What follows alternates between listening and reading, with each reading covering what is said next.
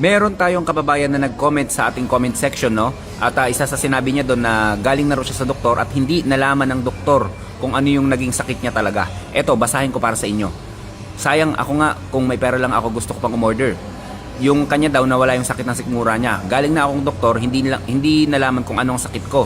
Nagpa-order ako sa kaibigan ko ng Lunas at Acid Guard tsaka yung oil. Hanggang ngayon hindi na ako inaatake. Dati sobrang payat ko na.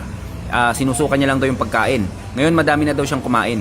At hindi na daw siya sumusuka. Kaya sayang, bakit nag-order sila na hindi naman pala kukunin? Nako, sayang. Okay, ito yung post ko kasi kagabi, no, yung huling post ko kagabi regarding ito sa mga nag-return na orders, no. Isa siya sa nanginayang at isa rin siya sa nagpatunay na natulungan siya ng produkto natin. Talagang bumagsak na raw, pumayat na raw siya at sinusukan niya yung pagkain niya. Isipin mo yun, nire-refuse na ng katawan mo yung pagkain, no. So bad sign na talaga yun. So sa tulong ng Acid Guard at Lunas, marami ng pagkakataon na ito na hindi nalalaman ng doktor kung ano yung sakit, kahit ano pang aparato ang nilalagay nila dyan, hindi nila nalalaman. Pero sa paggamit ng produkto natin, Lunas, Acid Guard, and then kung ano pa yung produkto natin, doon mo makikita kung gaano kamilagro tong produkto natin, no?